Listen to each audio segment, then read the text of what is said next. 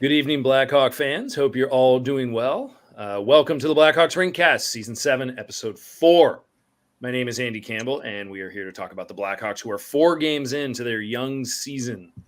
We are now on October 18th, and they are 2-2. And I am here with Eric Andrews, the Bard, and Sean Fitzgerald. Sean, how are you? And will you please show off your T-shirt to the whole crowd, which is awesome? My T-shirt is "We have Connor Bedard and you don't," and it was a limited run, obvious shirt. So I jumped on the bandwagon early. I'm doing well. Doing well in a baseballism hat. You got a baseballism hat. Good stuff. Yeah. And Eric Andrews, who just reported that Connor Bedard's first hockey card was released today. Eric, how are you? And tell us a little about this overpriced gem that you're hearing about here. Yeah, doing well. First Blackhawks card, to clarify. He has a lot of CHL cards and stuff, but yeah, I don't know. It's massively overpriced at the moment, but even just throughout the course of the day, it's dropped a lot as people have realized that it's not quite as rare as they originally thought, but still really cool to see nonetheless. Awesome. And the Bardo, your Taylor Swift Chiefs keep winning, much to your happiness, sort of. But I called them Taylor Swift Chiefs, and I'm sorry about that because that makes you sad. But how are you, my friend? It's all good. Just keep racking up the W's. There you go. So the Hawks, folks, 2-2. I don't know if we saw this coming. But again, remember last year, didn't they start like 4-2 last year or something? And everyone was going, what are you doing? No, we're not in a tankathon. That was last year. We also still want to kind of get in the lottery because this team obviously has ways to go. But are you all surprised by how competitive they've been? I mean, at Toronto, they won that game. I mean, I don't think, obviously Toronto had a couple late pushes, but the Hawks were good. They played well. Shawnee, what say you? Yeah, I'm very impressed. I'm very impressed with the 2-2 start. What has impressed me the most is just like Thursday they had against Montreal, they kind of put up a clunker. They were tired, and Luke Richardson, I think he impresses me as a coach. Awesome. Gave him the guy. If you didn't want a morning skate, didn't practice, let's just get refreshed for Toronto, and they came out and they played well. So yeah, I'm really impressed. I mean, we knew they were going to play hard, but they're playing well. So I'm enjoying it. Yeah, Bardo, are you feeling the same way? Have you been enjoying this? I mean, every game's been a hockey game. I mean, it's been a good game. Yeah. I mean, look, last year, as bad as it was, you knew that you were going to get 100% effort every year. This year, it's 100% effort, plus they have actual talent. So, I mean, they're not the most talented team in the world, but they're certainly more talented than what they were. Yeah. Richardson's has a year under his belt as a head coach. So certainly from an X's and O's standpoint, he's got to be getting better. There's a lot of glaring weaknesses on this team, like the power play. There's some strengths, the penalty kill. But yeah, I mean, I'm very pleased with the start. So I can't complain, especially when you're starting 100% on the road. Yeah, that's right. That's also another good point, that everything's been a road game. I mean, Eric, it seemed like, they kind of had that unbelievable third period in Pittsburgh, and then Boston as the game went along. It's like, how are they still in this? I think I got a text from you being like, how are they still in this game? And then Montreal, they didn't really show up until the third. But I mean, if you talk to me about the Toronto game or any of the games, if you want to, but are you surprised at this hot start? I mean, as Bardo said, you knew they were going to compete, but there's definitely some good stuff going on.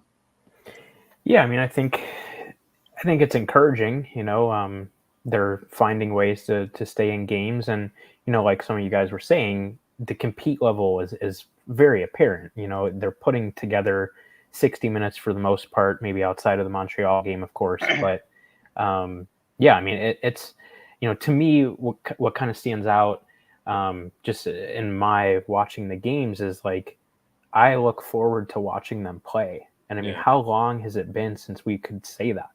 A long time. Yeah. Mm-hmm. No, it's been a long time. I think it was probably, I remember we were talking last year, as soon as we hit November, we're going to be like, guys, with our podcast and with everything, we're just going to be struggling for any signs of hope or anything really to talk about. We can start talking about Connor Bedard. I mean, that's the hottest name in town right now. So why don't we do it? He's been great. he's been great. I think a lot of people are saying, "Oh, well, hey, he didn't get on the score sheet." A lot of haters out there, but he's leading the league in shot attempts, I believe, right now. But I think, and we are gonna write an analysis piece on this. I think what I've been most impressed with Bedard is his work off the puck, number one. And number two, like he is going out there against every single top line, every game he's playing. And everyone's talking about the face-off percentage and how low that is when he's out there. But the other part about it is the puck possession and the other team's top lines, their top players aren't doing a whole lot when they're out there playing against him. I mean, Austin Matthews did not have a good night the other night after potting 6 goals in his first 2 games. And then Bedard's line, I thought, was the best line of the game. Bardo, where are you at with that? I mean, are there any other elements of his play? Obviously, offensively, he's great. And, we're all looking forward to eventually he'll start. Some of those wrist shots will start going. Yeah. I mean, look, if you go strength on strength, I mean, you think about it. I mean, if they're controlling the possession, then what you're doing is you're wearing down the other team's top line and they're not getting chances to score. So it's that simple. I think, I've been impressed, obviously, not only what he's done on the ice, but, let's call it off the ice, but also, outside of games, the fact that he just is a hockey nut, a rink rat, if you will, that he just literally just doesn't want to leave the ice and is always striving to be better. He's never satisfied. He just keeps going, and it's contagious. And the players, I mean, look at what happened today when they couldn't even get all these kids off the ice, or else they were going to miss the team bus. The SWAT team in. Yeah, I mean, it's just, they gravitate towards that. I mean, that's leadership. So, I mean, and this kid's only 18. I mean, we saw leadership on Jonathan Taves when he was, 19, 20. I mean, he was a little bit more mature. I mean, this kid's 18. He's still a baby. But, I've been extremely impressed with him. And those shots are going to fall because, he's going to learn the league. He's still learning and figuring things out as he goes along. You could see the ridiculous talent there without question. So, it's just a matter of time. Yeah, I mean, a point per game player until the 4th game, which is fine. I'm sure he'll have a couple 2-point nights. And this is also a kid that hasn't played at home yet. Hasn't had any home cooking yet. I mean, he's been on the road and getting his first test of bopping around. I mean, they're in Denver now. I mean, they're across the country. And then one more thing, also the face-off piece. The face-off piece, I mean, I'm not worried about it yet because if I recall, Sidney Crosby was a terrible player in the dot. So, and now I think he's probably around 50 some odd %. So that's going to come as his body fills out. He gets stronger. So, and he learns, all the nuances and the tricks and all that other stuff. Yeah. So it's just not something that really they need to worry about right now. Yeah. I mean, folks don't worry about it, but also don't think that face-offs are not important either. There's also that kind of that coup of analysts a couple of years ago. They're like, here's why face-offs are not important in the game. And that's just dumb. Yep. That is here's the deal. When you can give your team the puck and the other team cannot have the puck, that's a good thing. It's actually that simple. Sean, thoughts on Bedard? Anything that stood out or anything where you're like, holy smokes, this kid's really good, or concerned? No concerns as of right now. I know before we jumped on here, I saw a tweet from the play-by-play guy of the Hawks, Chris Bosters. There's an interview out there with some NHL analysts and Nick Foligno just talking about like Bedard's shot angles and how close he's got his hands to his body and just how he can snap off the wrister from all those different angles and stuff like that. I was super impressed with his wrist shot on the power play. I think it was Andy, you and I were talking about it. When he hit the post. That was let it fly. That was a really impressive shot. Yeah. Another thing that I read before we jumped on here, Alex Vlasic had an interview in The Athletic, and he was just talking about how like the energy in the room is different this year, just because like last year he was kind of intimidated. Kane and Taves were there, and they're like Hall of Fame players. Now he said like there's guys like his own age, younger guys that he can kind of gravitate to and relate to and kind of talk with. And I think Bedard and other like Korchinski and Kaiser and Vlasic, all those guys bring in that energy with them. Yeah. And it's cool that Bedard's kind of the centerpiece of it all, but they all gravitate to each other, which I think is something that's really cool and ties back into them just wanting to be on the ice. So I thought that was really impressive. Yeah, that's a good take. Really good take. Yeah. Eric, there's one thing that you and I were corresponding about a little bit back and forth, and that was Connor Bedard, when he forechecks, particularly through the neutral zone, he takes terrific angles and he uses his stick and puts it in a really good position to cut off passing lanes. He's picked off a couple passes, but it's not that easy to move the puck through the neutral ice when he's out there. You mentioned you noticed that too. And so what about that? And what about some other things on Bedard that you've noticed that maybe viewers are not paying attention to that they should be? Yeah, I mean, I think, that point right there talks to a couple of different things that are really important. I mean, one, obviously the hockey sense. It's very apparent when you see his hockey smarts in action and being able to read plays and understand where he needs to position himself. So, I mean, that's definitely encouraging. But, one thing that we were touching on a little bit earlier too, that kind of coincides with that, is that he does care about the defensive side of the game. It's not just purely about offense, and scoring goals and setting up plays all the time. We've seen he's an extremely competitive guy, and, he wants to be the best at everything he does, and that includes the defensive side of the game. So, I mean, I think that's been really encouraging. As far as the offensive side of the game, I mean, I won't regurgitate a lot of what you guys said, but, one thing that I've been thinking about a lot over these last few nights is looking at how many, not only just shots, but shot attempts he's had, and how many of those have been like legitimately high danger types of chances. And then looking at, in comparison or in contrast, what his shooting percentage is right now.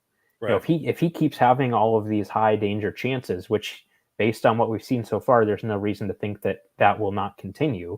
He's not going to be a 5% shooter, especially Connor Bedard. I mean, most NHL players are not 5% shooters, but he certainly is not. So, once he starts just having a little bit better puck luck, I mean, the goals are going to start pouring in, and it could start very soon. Yeah. And he's visibly frustrated in Toronto with some of the shots that weren't going. He's missing high and wide, and those are young mistakes. And I mean, there was definitely, watching the television going, come on, hit the net, kid. I think he's used to picking corners on lesser goaltenders as well.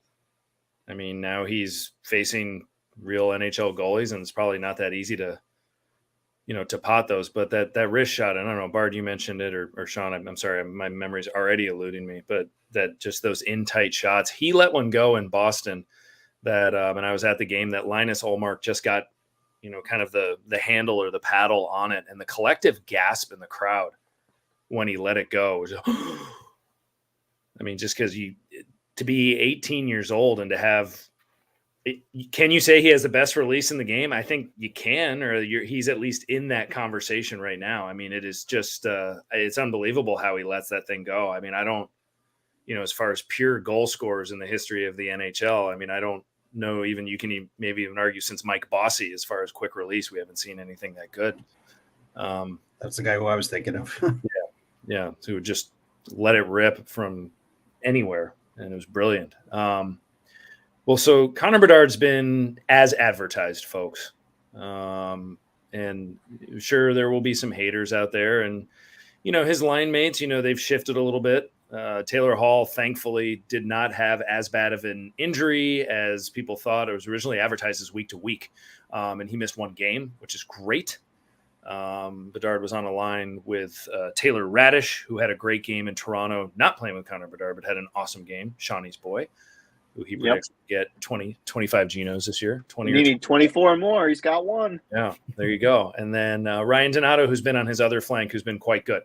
When I sent that tweet, a lot of people were like, "Oh, hey, don't hate on Donato." I'm not hating on Donato, folks, but do I consider Ryan Donato to be an elite offensive weapon in the NHL? I do not. He's a quality hockey player, but But yeah, I think in time there will be more talented line mates for Mr. Bedard. At any rate, surprise players. There's some players, and let's go with pleasant surprises right now. Some guys that we feel have been playing pretty well within the first 4 games. You're going, wow, like that's pretty impressive. This may stick. We all have our favorites, so we're gonna kind of go around and talk about it. But I will go. I'm gonna go back to Eric first, just so we don't always go Eric last. And Eric will start you off, and then we'll go Shawnee, then we'll go Bardo, and then Bardo, you could kick us off with our biggest disappointments thus far. So Eric, who's impressed you other than 98? Yeah, I mean that's a given. We already talked about that, so won't go into that more. But you know, I think to me, there's a couple guys that I am considering here, but I'm going to go with Alex Vlasic. Yeah, you know, a guy that we talked about it last time. You know, curious to see how he would handle the full-time action, but I mean, he's just been a very steady defenseman through the first 4 games. You know, whereas the other young defensemen, I'm sure we'll get into later, but they've had their moments where it's like, yeah, not so sure they're ready for this. Yeah. But with Vlasic, that's never been there. It's, you know, not that he's wowed you. I mean, he did have the really nice stretch pass to Perry against Toronto, and that was great. But, you know, just as far as the defense itself, I mean, he's just been very, very solid and very reliable. And, you know, for a guy entering his first full NHL season, that's extremely encouraging. Yeah. I think that pairing might be a pairing for the entire season. I mean, Seth Jones and Vlasic, that seems to make a lot of sense. Seth Jones, it gives him the opportunity to take a lot of those offensive chances. And Vlasic, Mr. Composure. I mean, I don't know, he's just dialed in. He keeps a simple game. Like, and that's what he needs to do. Absolutely. And Sean, you feeling that too? And Bardo, you feeling some good vibes on Vlasic? Mm-hmm. Yeah, they were complimenting his gap control, I think, the other night. And he's definitely made just like the simple, savvy, get it out of the zone passes. So, well, he uses his reach well. He uses his reach very, very well. Right. Yeah. He certainly has the frame, you know, to cut off a lot of space, and he's doing that well. And I also like that he's not, you know, I have said I'm not a Vlasic hater, but I cast my doubts a few weeks ago, and I've been proven wrong. I usually miss on defensemen, like badly. But at any rate, like I was a little worried about his toughness, but I guess toughness is just making the safe plays. It's not necessarily running someone over. The other thing about Vlasic is everyone's talking about that Corey Perry pass, but the thing that I like about him is he's not afraid to make a 10-foot pass either. Mm-hmm. You know, make an easy play, just move the puck. Simple. Yeah. So he has been great. And I mean, you can't even make the argument. Has he been their best defenseman so far? I mean, maybe Jones, but defensively, they're playing together. So it's like, they play well off each other. They do. It seems that seems to be working. Sean, your surprise player for the Blackhawks, positive surprise. So it's a position. I'm going to say the goaltenders. Yeah. I'm going to say Mrazek, like he was unbelievable against Pittsburgh. I think he just owns them. But like in the 2 games he's played, he's faced 77 shots, and he's only allowed 5 goals. He's made 72 saves, so that's really good. And then Soderblom was really good too the last time out. He's faced 67 shots and then 64 saves. So like, you're going to see a lot of rubber. Those guys, like over 30 shots a game. So they have. Like, I think that's one of the biggest things why the Hawks are 2-2. These guys are playing out of their minds, playing really, really well. And so I was hoping Soderblom would take the next step this year. So this is I'm pleasantly surprised with this start. Yeah, I mean, Soderblom his save percentage is 95% right now, and Peter Mrazek's is 94% through 4 games, which is pretty impressive. That will dip. I think we average is only prepared for that to slow down a little bit. You know, we've been guilty of the Kevin Lankinen party. You know, that gate was so anti, but I mean But Lankinen did it against inferior competition. Like he did it against like a depleted Red Wings team. And I think it was like a struggling Columbus team. Like he did it against teams that were near the bottom of the league. Right. Like it's not like Soderblom, like you said earlier, Andy. Matthews had potted 6 goals in 2 games coming into the other night against Toronto, and he didn't get a goal. So got nothing. Yeah. One that was called back, that really precarious ending to the game that took forever, and goals called back and offside, all sorts 2 goal offsides. Now, I mean, could this just blow right up, though? I mean, now you're going into Denver, and then you're hosting the Stanley Cup champion Vegas Golden Knights in the next 2 games. Their schedule doesn't get easier. So, I mean, they're going to see as many, if not more, shots than they've already seen game by game. So, but no, they've been great. They've been awesome. Bardo, your surprise guy, who have you really enjoyed watching out there, and who's your guy? I might have to vomit saying this, but Corey Perry. Yeah. He still has it. You know, I kind of understand that whole idea that he's a guy that you hate him when he's on the other team, but you like him when he's on your team. And he's our guy now. It's one of those things where I'm not going to say that I like him, but I get it because he mixes it up a lot. Yep. And, my pleasant surprise actually was either going to be Perry by himself or that entire 4th line, because they're rolling 4 lines out there, which certainly helps considering how much ice time that Bedard likes to eat up. Mm-hmm. But, I mean, Perry's been really good. He's been good offensively, defensively. He's mixed it up. He's been a leader on the ice. I mean, he's feisty. He still has some offensive ability. He's not young anymore, but he still can produce. But yeah, I mean, he's, I think he had I think it was either the Pittsburgh game or the Toronto game where he scored, and it was a pretty nice goal that he scored. It was a good shot. I think it was Toronto, because then he pointed at on that. He pointed at. That's right. He pointed at Scotty Hartnell it was a rip, or Scotty Upshaw. Yeah. Somebody else in the crowd. Well, and he's mixing it up with Reeves all night. Yeah, Reeves hates his guts, trying to intimidate him. Perry's not having any of it, and I don't care if Perry's, Reeves is on him about not dropping the gloves. I don't care. But that type of stuff is important when you have these kids playing. It's like don't touch my kids. That's what it is. Don't touch my kid. And seriously, that's what him and Foligno. That's their job, to be the leaders on and off the ice, and that's what they're doing. I agree with you, Bart. That's a great call. That's a good call. No, Corey Perry's been great. I mean, he still has a lot to offer. And if they're still kind of, having a decent season, they're not going to make the playoffs. But if they're not having a decent season and they even decide to hold on to him as opposed to flipping him, I don't know if I'd be that disappointed. Yeah. I said I think they're going to keep him all year. Yeah, that's ways away. All right, so I'm up. I will go with I'm going to go with Mackenzie Entwistle. He's had a good start, and I like him because he's an easy guy to root for. A lot of people thought maybe he wouldn't even make the roster.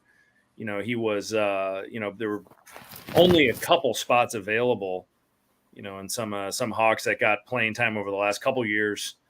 With some very lean teams, they were at risk. But this kid he goes after it. He wins pucks, and he plays hard. He knows his role. I don't think he knows he's not going to be more than he is, I guess. I don't know if that makes any sense, but he's not going to be a super scorer or anything like that. But he got a big goal against Toronto. I mean, he's got a goal and an assist in 4 games. And I think that's a pretty nice take for guys that you're going to need, bangers and muckers out there to really get in the mix. He's served a pretty good role. I also think Boris Tkachuk has had a pretty decent start, considering who he is as a player, and what he can do. The bottom line is those 2 guys, they're really not on the ice for a lot of the opposition goals, and that's all that matters. Is that, and then they are a lot of times that with puck possession. And the puck is in the opposite end when they're out there, so that's good. So, there was a tweet also that somebody had put out there that we already did. Gate. We already talked about Soderblom. I check in on our goalies. Even get here on time, there, Ozzy. Yeah, I'm the one who talked about him. Gate. We already did that. No, what I was saying, but there was somebody put a tweet out there saying that Entwistle sort of worked on his game and emulated it after a player, and I can't remember who that player was, but when I read it, I was like, that makes sense.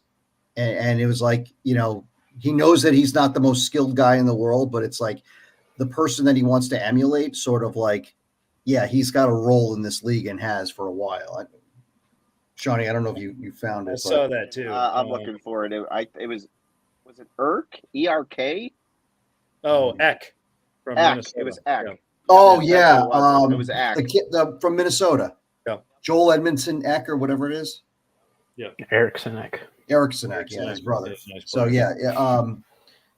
yeah. So I mean, that's a great comparison. So Yeah, that's good stuff. Anyone else that we're leaving out while we're still here? Dickinson has been playing tough. He's seen some penalty minutes, but he threw down in Boston, which was nice. Like seeing him, chuck the Nucks a little bit. And anyone else that you can think of that you're just like, okay. Tyler Johnson has 3 goals over 4 Tyler games. Johnson's been good. The other guy who I think has been up and down a little bit, but may end up staying here is Korchinski. Yeah, I think case. we could get into that right now. I mean, the Korchinski, what to do with him after 9 games is really it's going to be hard. I thought in Pittsburgh he looked lost. In Boston he had a pretty good night. Mm-hmm.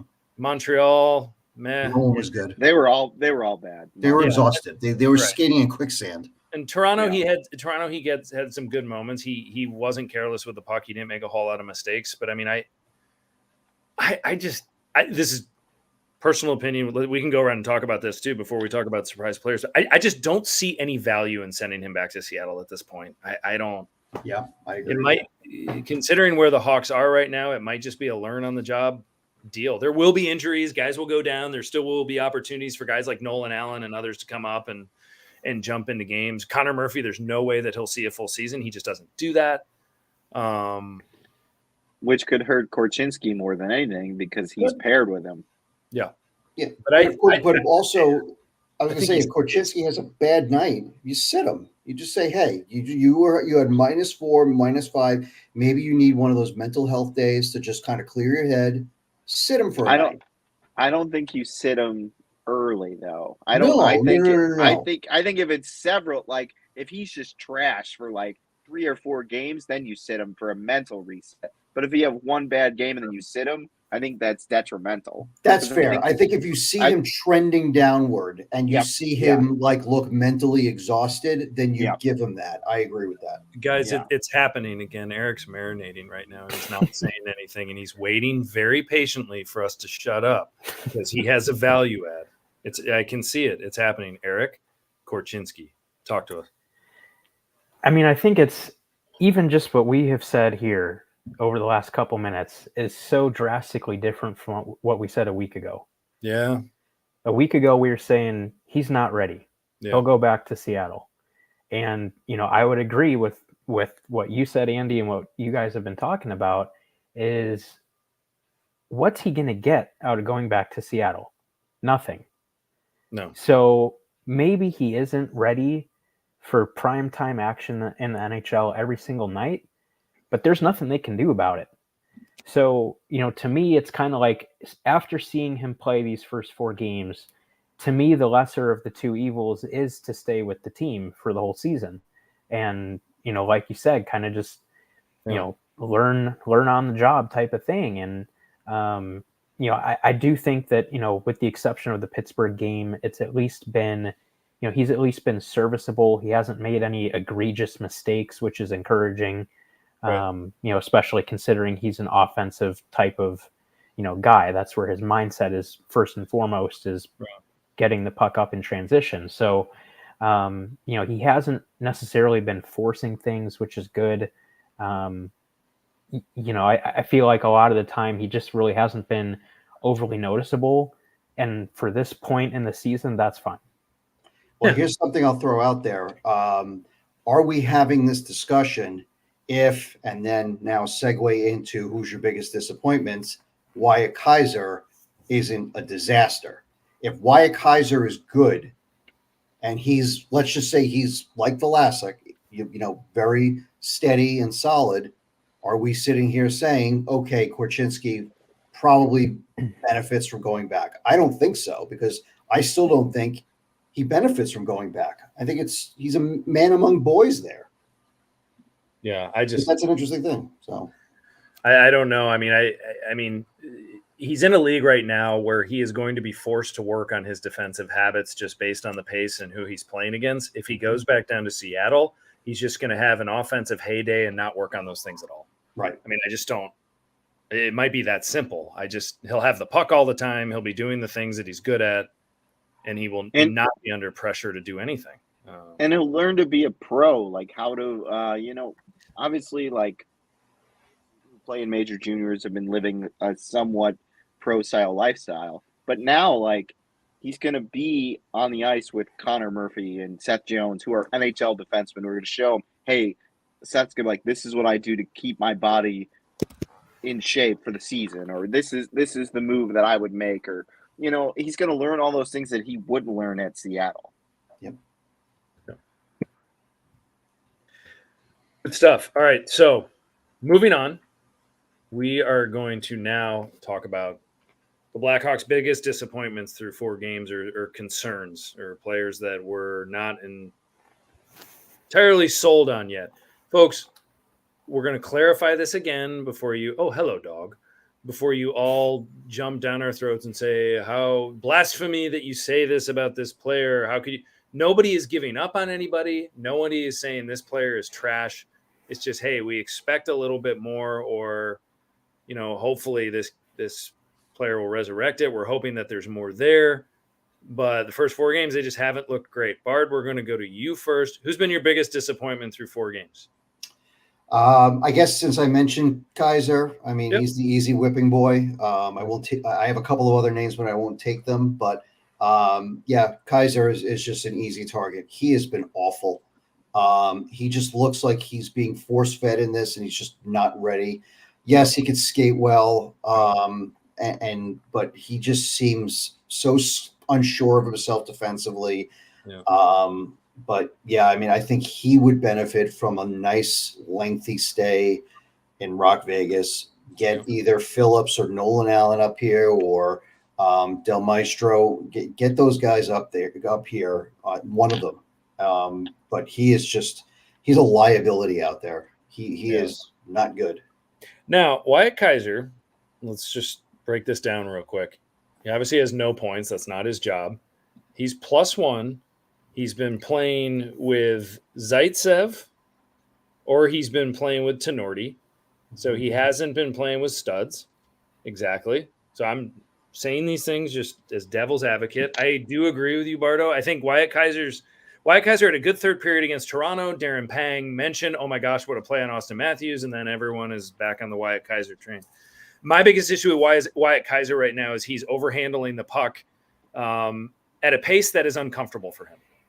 Mm-hmm. He's overhandling the puck in his own zone and trying to be too shifty of a skater and trying to make an 100-foot pass when he just is not able to do those things yet because of the competition that he's up against. We talked about Vlasic is doing a very good job at making that 10-foot pass and putting pucks into safety. Wyatt Kaiser is doing the opposite. In the second period the other night against Toronto, the Blackhawks were pinned in their own zone on 2 different occasions when Wyatt Kaiser was just fiddling around with the puck. On one occasion, Taylor Hall was out there for about 2.5 minutes after his first game back from an injury, which he should not be doing, all due to Wyatt Kaiser just handling a situation with ease. And he's trying to do way too much. So there's tons of upside in Wyatt Kaiser. There really is. He could still be a very good hockey player. Sean, has all the hype and all the media, is that skewing this? Is that why we're so upset? Because we said, why are they doing this? Why are people hyping this kid up so much? And now he hasn't been that yet. Is that where we are? I think so. I think the hype was so high on him. And even we were saying that, like, he's played in college, he's played with adults, so he might be ahead of Korchinski because Korchinski hasn't played with guys older. And I agree with you. He just looks lost. I believe on that shift, he skated into the middle, in front of the net, lost the puck.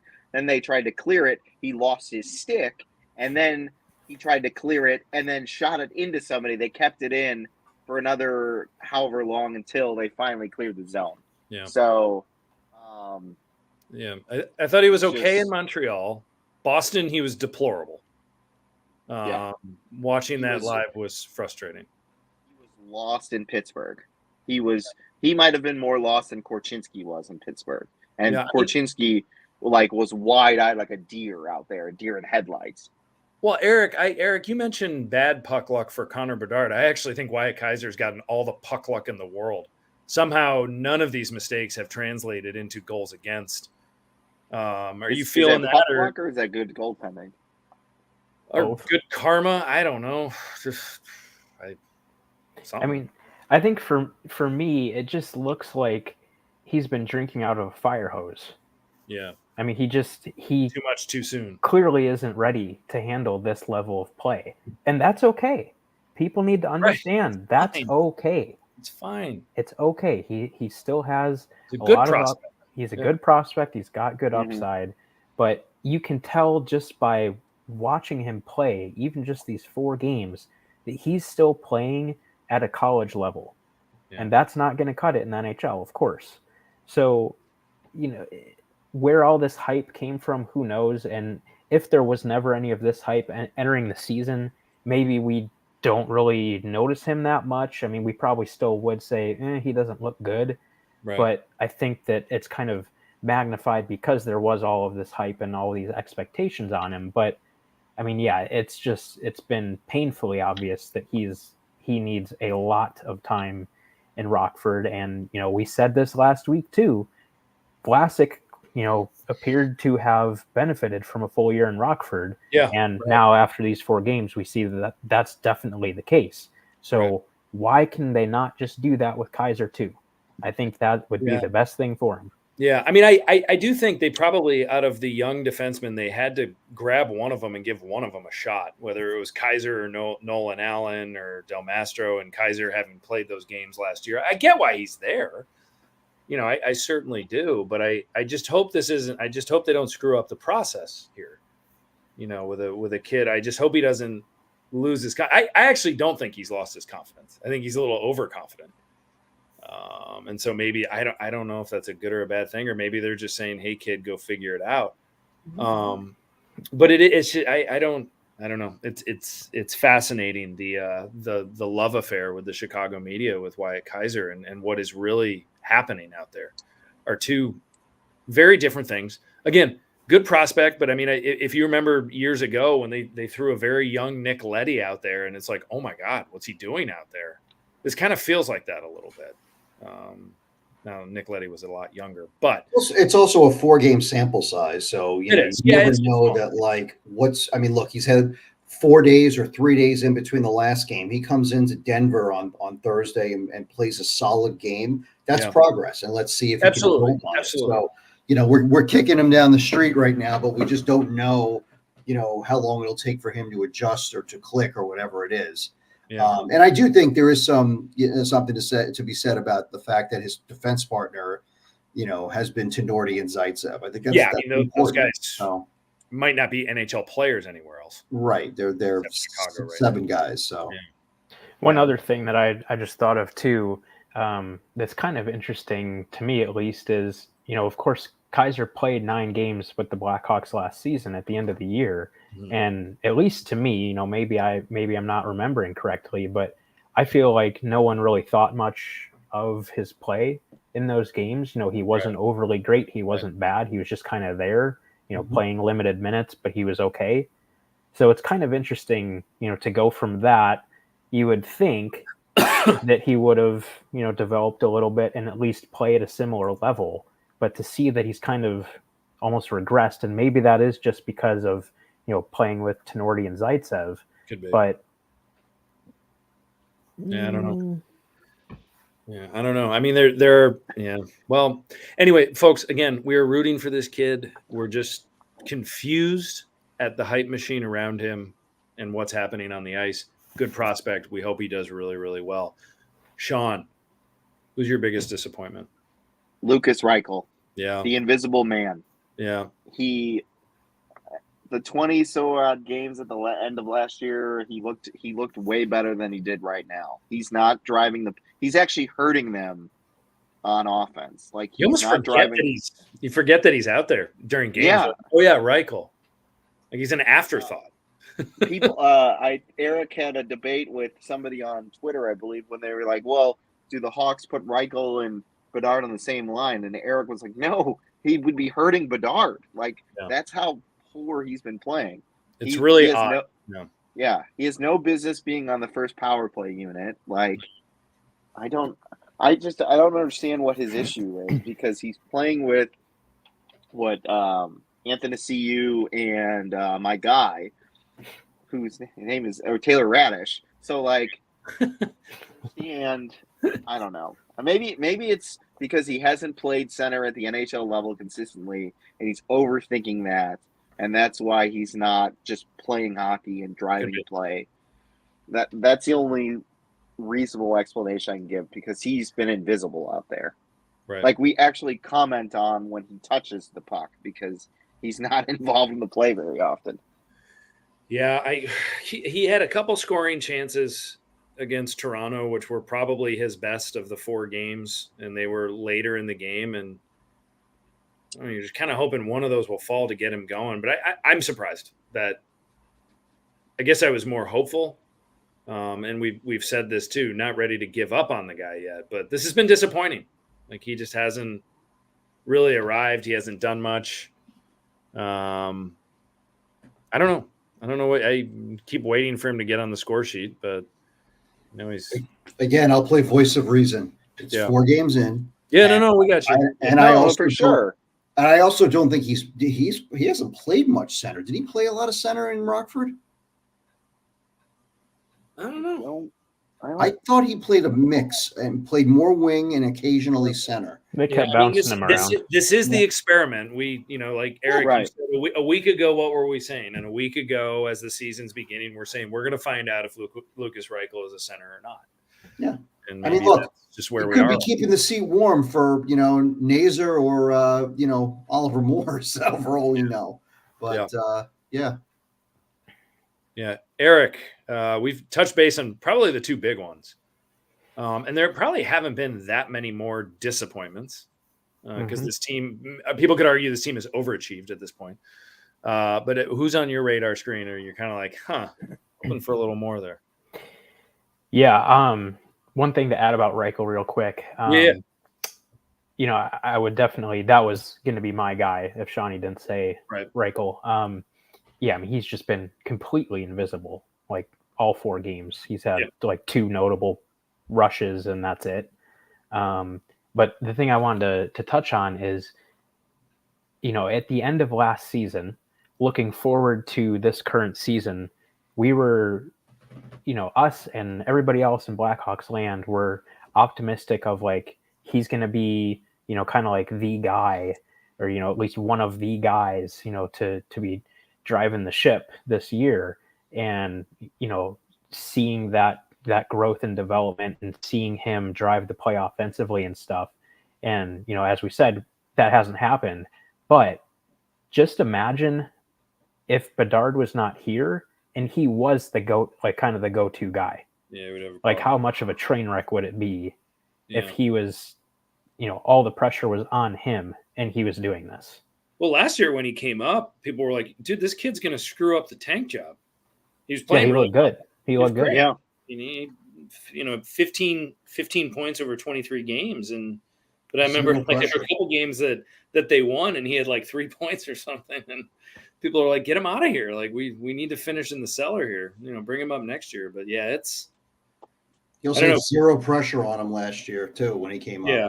Well, hopefully he'll get one or get on the score sheet some way, and maybe that'll flip a switch. I don't know. Sometimes, I mean, early slump, and again, like Bardo, like you just said, it is 4 games in. Mm-hmm. But yeah, it is concerning. But Eric, do you have anyone else? Yeah, I wouldn't say, like you said, Andy, those 2 guys are really like the prime examples for this conversation. Right. So the guy that I'm going to say, I think would just kind of fit into this, just because we had fairly high expectations for him and he hasn't done much. But at the same time, he hasn't been bad. He just hasn't done much. And that being Taylor Hall. I think we really expected him to gel with Bedard pretty well and, be putting up points and creating chances. And again, not that he's been bad, but he's kind of, to me, kind of been in that Reichel category of just, he hasn't really done a whole lot.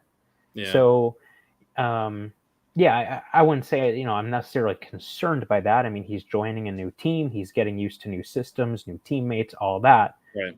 But at the same time, you bring this guy in to be a productive offensive player, and he just really has not generated a whole lot.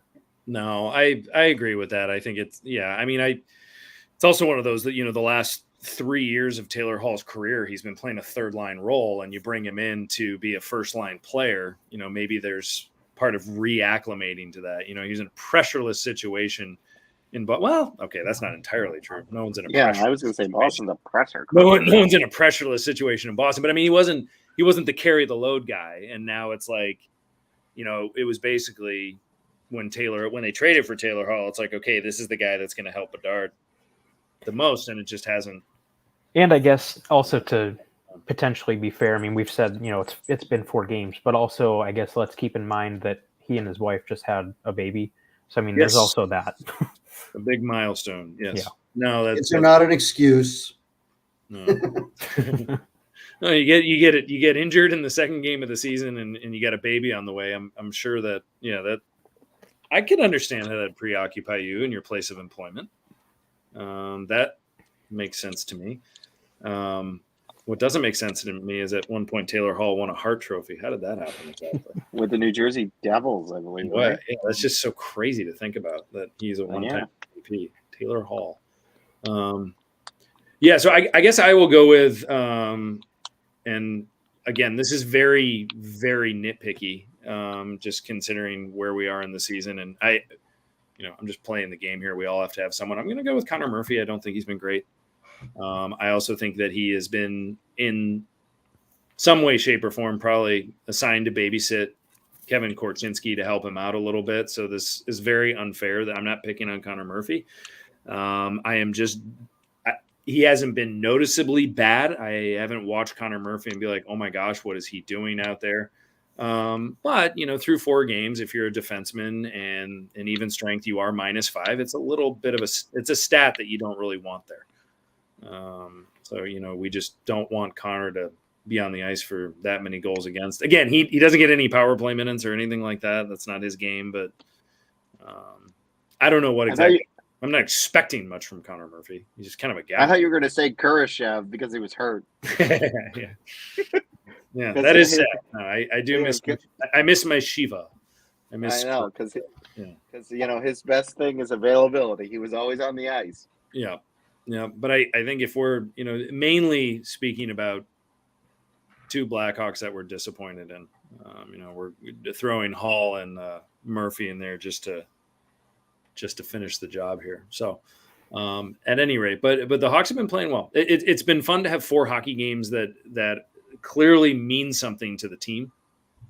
And games where the third, you're halfway through the third period and you're like, we got a really good hockey game here to keep you interested. Now, will that all come to a crashing halt tomorrow night? It's entirely possible.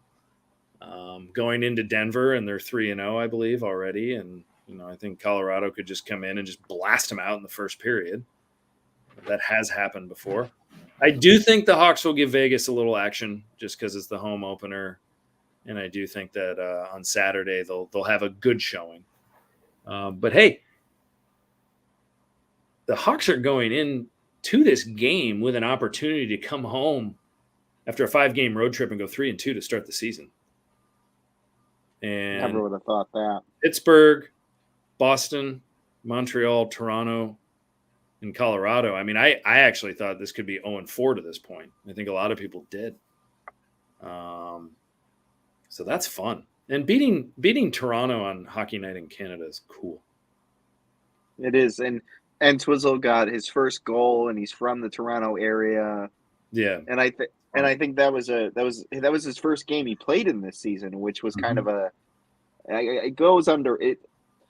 Everybody may not think a lot of it, but I think Richardson giving him his first start in Toronto in front of his family and stuff like that was kind of a savvy move for the coach. Yeah, that's good stuff. Richard, I think Luke Richardson's A+.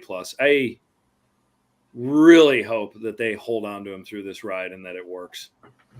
I mean, I'll get it if they go out and get a hired gun and a coach with a huge reputation. I certainly get that. I also hope it's not some recycled guy that has won a cup in 20 years ago. Yeah, that won a cup. Craig Berube, or not? Yeah, or who won a cup in the beginning in the early 2000s, and so but hasn't done much since. And they're just saying, let's just recycle.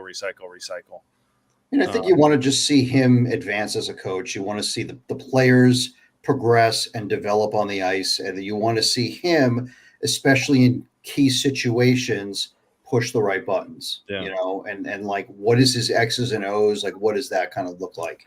Right now, clearly he's a motivator. What's up? You're right, Bard, because clearly he's a motivator. Like, he motivated them to play hard last year when there was nothing on the line, and they probably shouldn't have been playing hard. They've been in 3 out of the 4 games and that they've in, and I also think Nick Foligno, like Andy, you were kind of saying meaningless games, but I think those guys are going to make. Richardson and Foligno are going to make every game matter. Yeah, I don't think there's anyone. There's nobody that likes their job more than Nick Foligno. Yeah, in life, he is awesome. He is. He was definitely definitely the right acquisition. Yeah, and let's not look past how Richardson has handled Bedard. And just the situation of having this kid who is so hyped. Hasn't been anybody hyped since, Connor McDavid. We heard that line a billion times. And he's handling it. He's basically telling the kid, you go out there and be you. You're going to make mistakes, but you be you. And it's like, if you fuck up, I'm going to tell you. I mean, it isn't true. Well, you know what I mean? But if you mess up, it's rated R. Yeah. Well. But yeah. No. I hear you. I think it's. I don't know. He's got a great demeanor about him. Never too high, never too low. He seems like he's always in control and unflappable, and I don't know, good coach. Yeah, good coach. Yeah. Any final thoughts on the Blackhawks before we head into Thursday and then the weekend games? Eric, you got anything else that we should be looking out for? Any predictions? Anything fun to think about? I'll throw something out there that's Blackhawks related, but not to do with the 23-24 Blackhawks. This is mostly for Shawnee, actually, but special shout out to the one and only Matt Tompkins for making his NFL debut the other night. Yeah, if you weren't going to say it, I was. I love it. That is pretty awesome. That's great. He gave up 3 in his first start, but, he was, like a 6th-round pick out of Ohio State. Yeah. Didn't get signed or after his entry-level deal, signed an AHL deal with the Hawks, hung around with the Hogs, and then went to Sweden and played well for 2 years, and then finally got his chance in the NHL with Tampa this year. So that's pretty congratulations. Cool. Yeah, congrats. That's a really, really cool story. Yeah. What about you, Bardo? Any parting shots, words of wisdom for the Hawk faithful? Some things to think about? So it's more or less a general hockey thing, and it is Blackhawks related, sort of to echo what Eric was saying. But I don't know if anybody over the weekend caught on ESPN Plus the Michigan versus UMass back-to-back series in Amherst. Michigan won the first game 7-2, completely waxed them. I think they jumped out to like a 3 or 4-0 lead and really never looked back. And in the second game, I think Michigan jumped out to, it might have been like a 3-1 or 3-0 lead. And then UMass came back and scored 6 in the third. Actually, yeah, it was 3-0. And then they scored 6 in the third and won the game. And I believe Nazar had a goal or he had, so he had, I think he scored the first goal on the power play. So, but yeah, he's been good actually so far. He's been really good. He's off to a great start. Yeah. I mean, he's got 3 goals in 4 games, 4 points. Yeah. He's looked good. Yeah. He's looked good. So, and also we saw several Blackhawks have some strong debuts over the weekend with Oliver Moore, 3 assists and so that's all positive stuff. Yeah. Yeah. Oliver Moore looks really good and got a nice tidbit of information from Leon Hayward, who coached against him at St. Thomas, who indicated that, he's the real deal. And, that hopefully the Hawks are smart to let this play out during his college years, at least next year and maybe even the year after, and then bring him on board when it's go time, which I think we all kind of agree with. I think that sounds realistic. And folks, if you are a college hockey fan, it's time to start paying attention to Macklin Celebrini at Boston University, who's the consensus number 1 overall in the pending 2024 NHL entry draft.